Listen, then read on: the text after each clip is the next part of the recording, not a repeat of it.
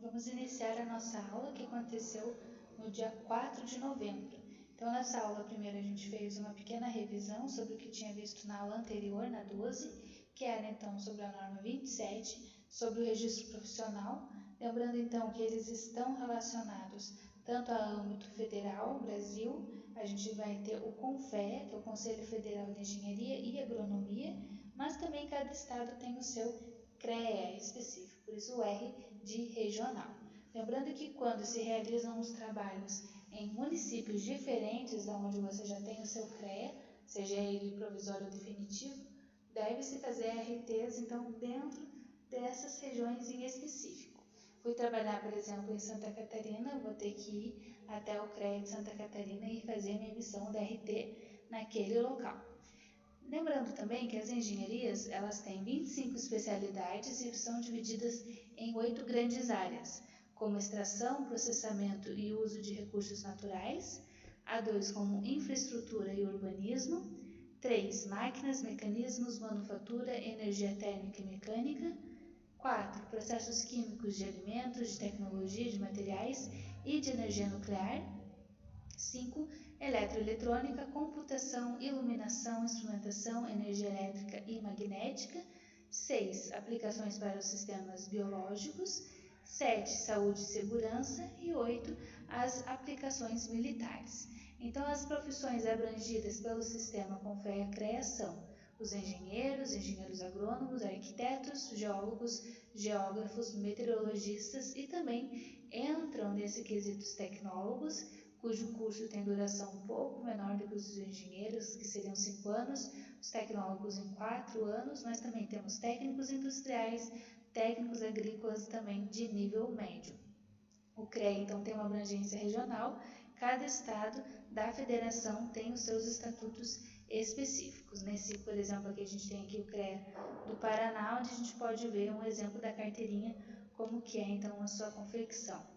Lembrando, então, que quando o estudante termina a faculdade, ele faz a sua colação de grau, ele é considerado qualificado, porém habilitado é apenas quando ele faz o seu registro profissional junto do CREA. Aí sim, então, ele pode estar assinando as RTs e tomando esse cuidado com todas as resoluções obedecidas pelo CONFEA e pelo CREA. A RT ela está na Lei 6.496, ela institui a RT como prestação de serviços em engenharia, arquitetura e agronomia, lembrando então que a RT significa anotação de responsabilidade técnica. Todo contrato, seja ele escrito ou verbal, para fazer uma obra ou prestação de qualquer tipo de serviço, fica sujeito à necessidade da emissão da RT. Lembrando que a responsabilidade técnica sempre vai ser do engenheiro, então é ele que está habilitado e registrado no CREA.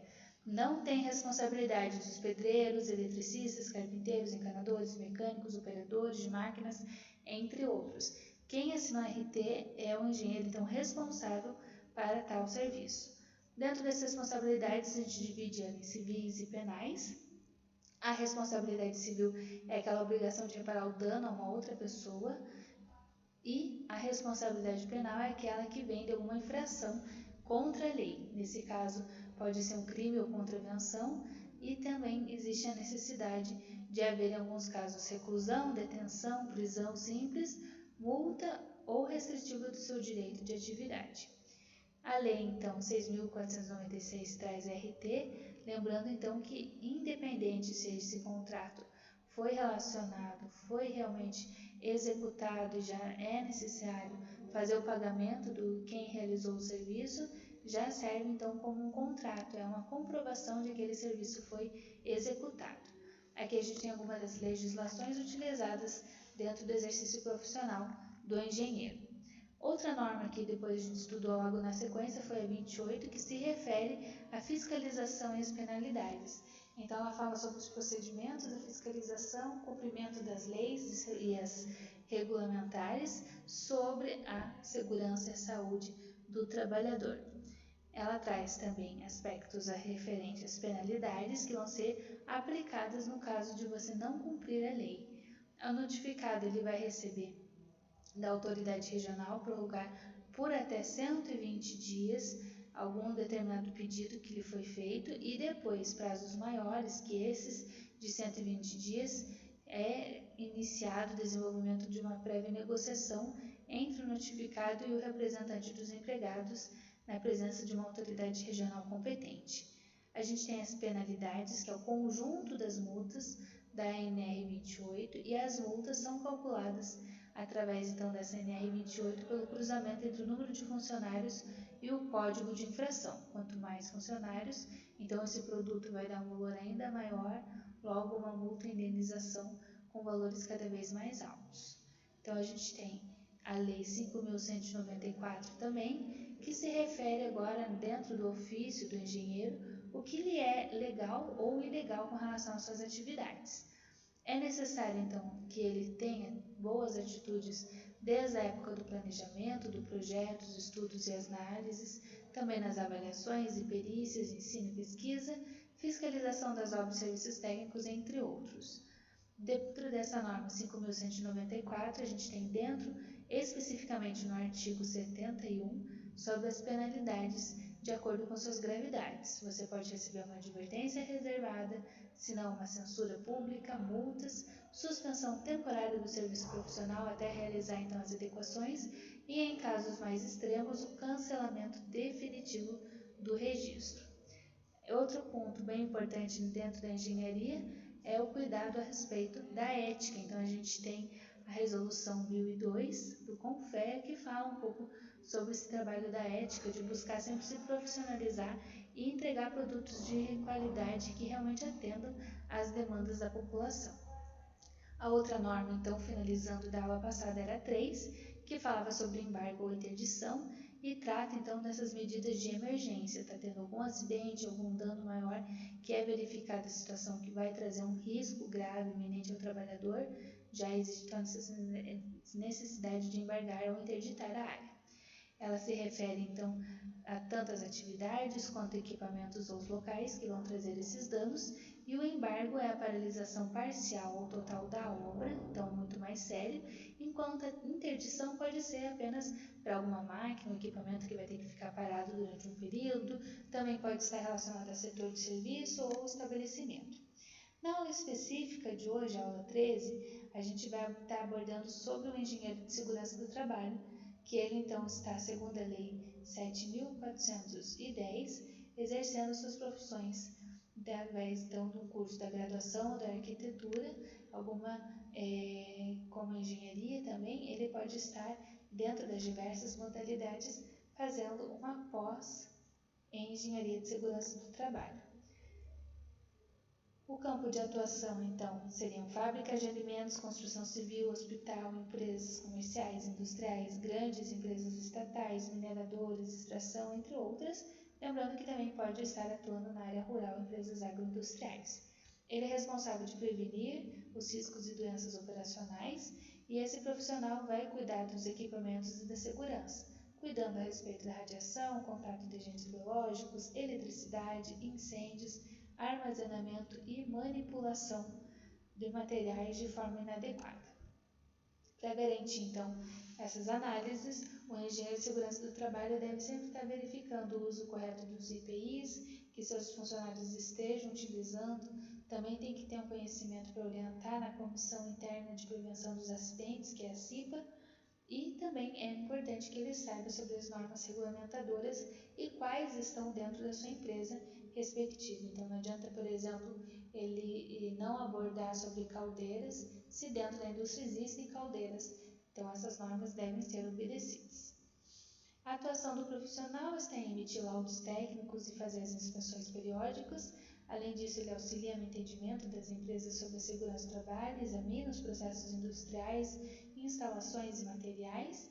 Ele também é o responsável por elaborar os programas acerca da temática do meio ambiente e faz os treinamentos e palestras. Ele não é apenas, então, seu papel estar auxiliando nos riscos de acidente, mas também trazer uma condição de qualidade de vida e boa condição mental aos colaboradores. Então, tendo um ambiente de trabalho limpo, com higiene, com segurança, que confere saúde também do funcionário quanto preocupação ambiental.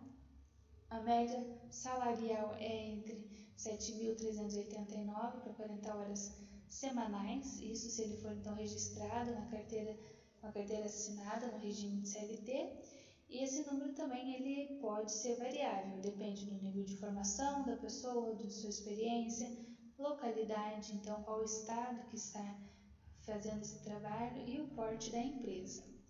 A duração de um curso de engenharia de segurança do trabalho na graduação seriam 4 anos, mas após 1 ano e meio você já consegue fazer então a sua pós, tanto na modalidade presencial quanto em EAD.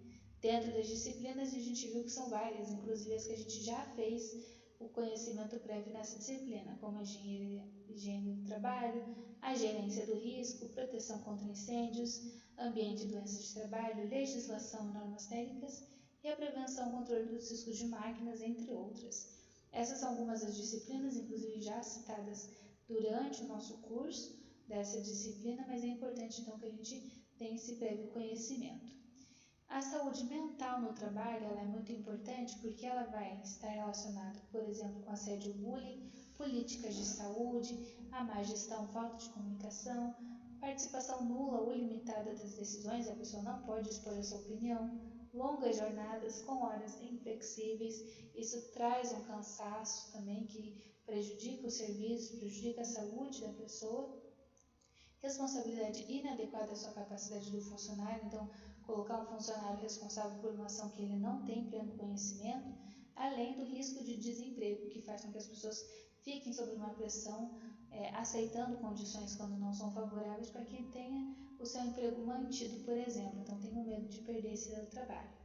Dentro das características, a gente tem a precarização do trabalho, ele é um trabalho precário, quando a gente fala, por exemplo, do telemarketing, eles são terceirizados, subcontratados, têm uma rotina de tarefas padronizadas, ficam submetidos a tempo e programas informatizados, além de uns ritmos intensos de trabalho.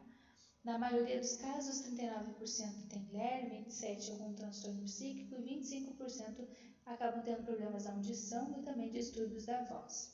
Outro estudo de casos são os ciberproletariados, que estão então sempre ligados nesse modo de vida, com conexões ininterruptas entre casa, trabalho e outros ambientes, com o uso dos tablets, smartphones, softwares, games, painéis de controle, e-mails, etc.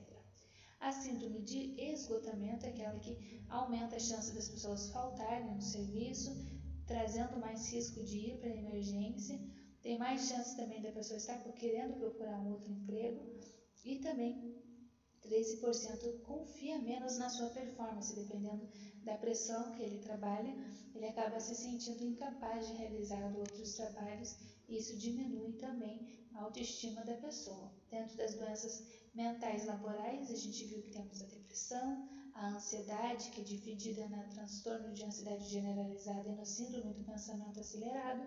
Temos os casos de transtorno de pânico, quando já começa a haver casos durante em média de 15 a 30 minutos com palpitação, tontura, fraqueza, suor e falta de ar. E também a síndrome de burnout ou síndrome do esgotamento profissional, que é um distúrbio emocional com exaustão extrema. Então, tem uma exaustão emocional, fadiga, ausência nas atividades, tanto pessoais quanto profissionais, trazendo um baixo rendimento, com dificuldade de relacionamento e também durante todos esses problemas a imunidade acaba baixando, trazendo então a promoção de algumas doenças.